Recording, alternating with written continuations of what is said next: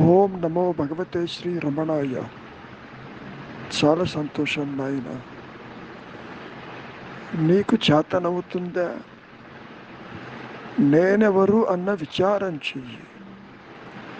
నువ్వు ఇంతవరకు దేహం అనుకుంటున్నావుగా, దేహం పుట్టుక నీ పుట్టుక అనుకుంటున్నావుగా, దేహ ధర్మాలు నీ ధర్మాలు అనుకుంటున్నావుగా. నువ్వు ఒక కర్తగా, ఒక వ్యక్తిగా దేహ పరిమాణంతో ప్రతి ఒక్క పని చేస్తున్నావని నువ్వు అనుకుంటున్నావుగా. మంచిది. మరి ఆ విధంగా అనుకుంటూ ఉంటే నీవెవరివి? నీకు అసలు ఉనికి ఉన్నదా? విచారించు. ఈ అహంకారం మూలం అనేది వెతుకు. అలా విచారించటం చేత కాదా? ఓ దైవము, ఒక ఉच्चతర శక్తో, నిన్ను నడిపించేటటువంటి పరబ్రహ్మము, పరమేశ్వరుడు ఏదైనా కానీ ఉన్నదని అనుకుంటున్నావుగా. దానికి పూర్తిగా నీవు శరణాగతిగా, దాన్నే ఆత్మార్పణం అంటారు. అంటే వ్యక్తిత్వము తల ఎత్తకుండా నీవే అంతా నడిపించు, నాదేదీ లేదు అనేటటువంటి భావన కలిగి ఉండటమే వ్యక్తిత్వ నాశం. ప్రతిదానికి నేను చేస్తున్నాను నాది అని అంటున్నావు కదా. ముఖ్యంగా ఆ ఉच्चతర శక్తి వద్దనే కానీ ఆ సంస్కారములు పూర్తిగా లొంగిపోవు. దాన్ని నీవు గుర్తించటమే స్వార్పణం. అందుకు అణకువ ఆత్మనిగ్రహం. లేకపోతే ఏమవుతుందో తెలుసా? మనం ఎన్నోసార్లు చెప్పుకున్నాం. గోపురం మీద ఒక బొమ్మ ఉంటుంది, తన భుజాల మీద మోస్తున్నట్టుగా, మోయలేక మోస్తున్నటువంటి భంగిమతో చూస్తాం మనం.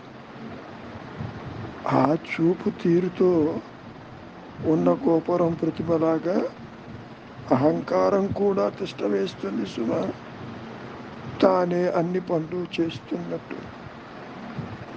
ఆ ఉच्चతర శక్తి లేకపోతే ఒక్క అడుగు కూడా వేయలేదు, కానీ అంతా తన శక్తితోనే జరుపుతున్నట్టు ఈ అహంకారము, ఈ వ్యక్తిత్వము, ఈ కర్తృత్వము వ్యవహరిస్తుంది సుమా. దీన్ని ఏ విధంగా లొంగదీసుకోవాలి? విచారిస్తే అట్టిది లేదు. సర్వాన్ని నడిపించేది ఆ జ్ఞానమే, ఆ ఉच्चతర శక్తి. నీవు ఒక పనిముట్టు అని గుర్తించు. పనిముట్టు దానంతటది పని చెయ్యగలదా? అంతవరకు దేనికి గతంలో కూడా మనం చెప్పుకున్నాం. చేతితో ఆ పనిముట్టు చేత పనులు చేయిస్తాము. ఇన్ని పనులు చేసింది కదా పనిముట్టు, చేతిని పట్టుకోమని చూద్దాం. లేదు కదా. ఇక్కడ కూడా అహంకారము ఆ ఉच्चతర శక్తిని పట్టుకోలేదు. అది కుదరదు. సర్వాన్ని నడిపించేటటువంటి ఏ శక్తి అయితే, ఏ అహంస్మరణ అయితే, ఏ సత్యమైతే ఉన్నదో అది నడిపిస్తున్న సంగతి నీవు గుర్తించటమే స్వార్పణం. అదే ఆత్మ సమర్పణము. నిజానికి నీవు కనుక నిజంగా ఉంటే దాన్ని తొలగించవచ్చు. ఇక్కడ లేనిది ఉన్నట్టుగా నీవు భ్రమిస్తున్నావు.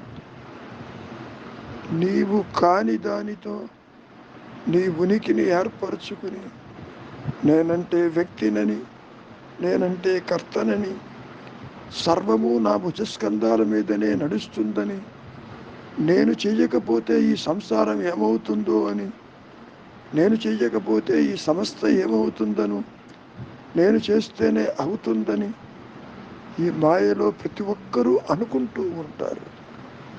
ఇంతకీ నీవెవరివి చెయ్యటానికి అని గనక చూడబోతే అట్టి అహంకారమే లేదు నాయన. ఉన్నది జ్ఞానము. దాని శక్తి వల్లనే, ఆ ఉच्चతర శక్తి వల్లనే సర్వ సృష్టి కూడా నడుస్తుంది ఈ మాయలో. అంతేగాని నీ వ్యక్తిత్వంతో కాదు, నీ పరిమితత్వంతో కాదు. అసలు నీకు ఉనికి ఎక్కడుంది? ఇందాక చెప్పినట్లు గోపురం మీద బొమ్మ లాంటిది, అంతకంటే ఏం లేదు. ఈ సందర్భంలో ఇంకొక చిన్న ఉదాహరణ కూడా గతంలో మనం చెప్పుకున్నాము. రైల్లో ప్రయాణం చేస్తున్నావు, నీ సంసారము, నీ సామాన్లు అన్నీ పెట్టుకుని ఏం చేస్తున్నావు? నీ పెట్టెని నెత్తిన పెట్టుకుని ప్రయాణం చేస్తున్నావు. ఎందుకు నెత్తిన పెట్టుకున్నావు?